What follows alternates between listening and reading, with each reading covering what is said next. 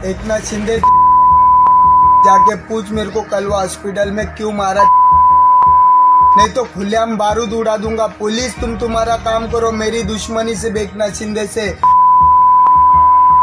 को बताऊंगा बाप कौन है। मैं रोज जाता हूँ बॉम्बे में, मंत्रालय में जाके पूछना हितेश प्रकाश धेंडे कौन है। एकनाथ शिंदे आज तेरे घर के ऊपर फायरिंग जरूर होएगी, समझा ना।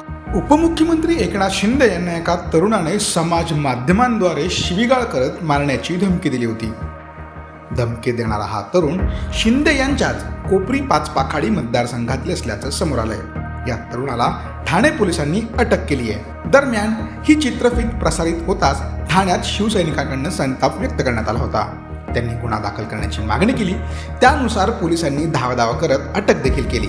धमकी देण्यामागचे प्राथमिक कारण असे की एका सुरक्षा रक्षकाने त्या तरुणाला मारहाण करत हम एकनाथ शिंदे जी के आदमी है असे धमकावले। त्यानंतर या तरुणाने ही धमकी दिली। सदर प्रकरणी पोलीस अधिक तपास करत आहेत। दिनांक 5/1/2025 रोजी एक इंस्टाग्रामला एक लाईव्ह व्हिडिओ आपल्याला मिळाला होता। त्या अनुषंगाने फिर्यादी परेश चाळके यांनी एक तक्रार दिली होती की माननीय उपमुख्यमंत्री श्री एकनाथजी शिंदे साहेब यांना कट करून मारण्याची किंवा त्यांच्याबद्दल असंबद्ध बोलण्याची अशी एक तक्रार आपल्याला व्हिडिओद्वारे प्राप्त झाली होती। आपण तात्काळ त्या घटनेची दखल घेऊन श्रीनगर पोलीस स्टेशन येथे 18/2025 या क्रमांकाने गुन्हा दाखल होता। त्यातील जो आरोपी होता तो आरोपीला आपण आज रोजी ताब्यात घेतला आहे। एकंदरीत आपण 6 ते 7/3 या गुन्ह्याच्या तपासकामी श्रीनगर पोलीस स्टेशनद्वारे पाठवण्यात आल्या होत्या। सदर आरोपी हा वैशाली नगर, त्याचबरोबर घाटीपाडा, योगी हिल्स, मुलुंडमधलं त्या करून पूर्ण जंगलमध्ये तो पसार झाला होता। आपण कसोशीने त्याला आज रोजी घाटीपाडा एरियातून ताब्यात घेतला आहे आणि त्याला आता तपासकामी आपण पुढील प्रक्रिया आपण करत आहोत। नक्की कारण काय आहे धमकवण्याचं? त्याला कोणी चेतावणी दिली होती का? त्याने हा व्हिडिओ शेअर करत उपमुख्यमंत्र्यांना चेतावणी देण्यात आली? प्राथमिक कारण जे आम्हाला निष्पन्न होतंय की त्याचे काही वाद कळवामधील जे गार्ड आहेत, जे तिथे सिक्युरिटी गार्ड त्यांच्याशी झालं होतं।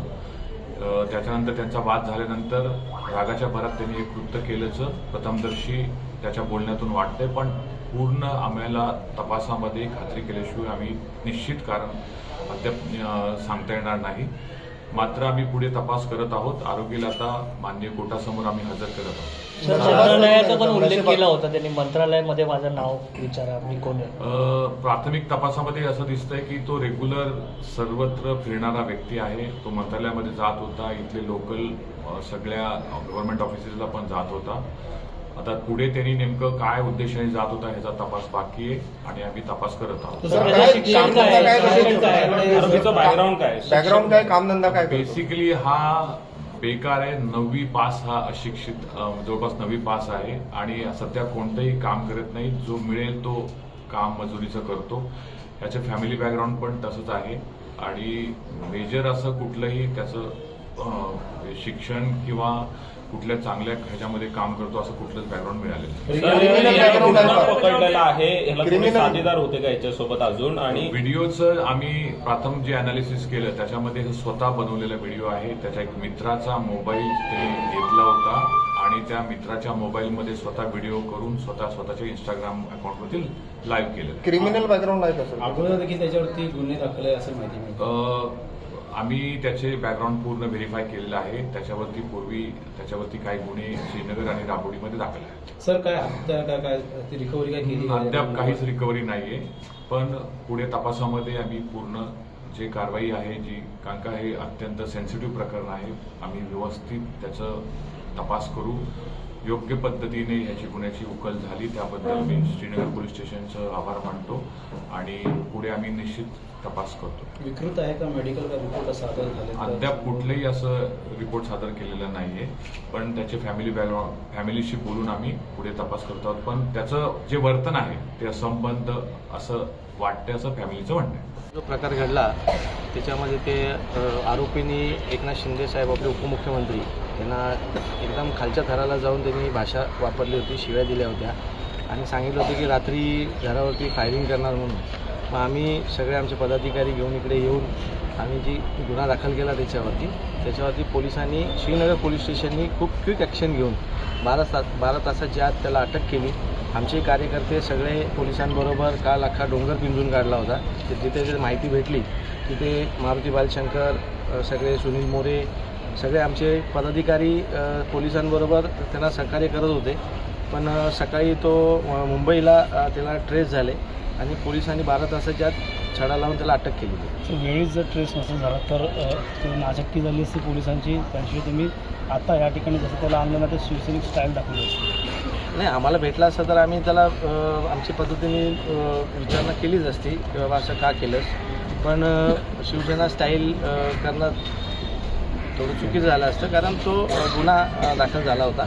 पण पोलिसांनी जे सहकार्य केलं त्याच्याबद्दल आम्ही श्रीनगर पोलीस स्टेशनचे सगळे स्टाफ, सिनियर DCP ACP पासून सिनियर आणि PI API आणि हवालदार सगळे जे मेजर सगळ्यांचे आम्ही आभारी आहोत की त्यांनी 24 तासाच्या आत 12 तासाच्या आत गुन्हागार पकडून आणला. सर, याच्या अगोदर देखील त्याच्यावरती गुन्हा आहे, पुन्हा असा आता गुन्हा केला आहे. काय कारवाई झाली पाहिजे एकंदर अशा प्रकारच्या गुन्हेगाराला? नाही, गुन्हेगार म्हणता येणार नाही त्याला, की गुन्हेगार आहेच. त्याच्यावरती 2-4 केसी आहेत. पण थोडंसं मध्ये एकदा त्याला थोडंसं मारहाण झाली होती एका याच्यामध्ये. तर त्याच्या आता त्याच्याशी बोलल्यानंतर असं वाटतंय की त्या डोक्यावरती काही परिणाम आहे. त्या परिणामानुसार काही आता पोलीस चौकशी करतीलच. बघू आता काय मागणी असणार तुमची? नाही, आमची मागणी आहे की त्याला कडक शिक्षा व्हावी. त्यांनी काल जे उच्चार वापरले आहेत मुख्यमंत्री साहेबांबरोबर, त्याच्याशी काही त्यांचा संबंध नाही. त्यांनी काही त्याला वाईट बोललं नाही कधी, किंवा मुख्यमंत्री साहेब तुम्ही आमच्यापेक्षा पत्रकारांना चांगले माहीत आहेत की ते कोणी गेल्यानंतर त्यांचं काम नाही, त्यांच्याकडे शब्द नाही आहे. पण आता ह्यांनी का केलं, कशासाठी केलं, एवढं टोकाची भूमिका का घेत होता ते आता त्याच्यात माहिती पडेल आपल्याला.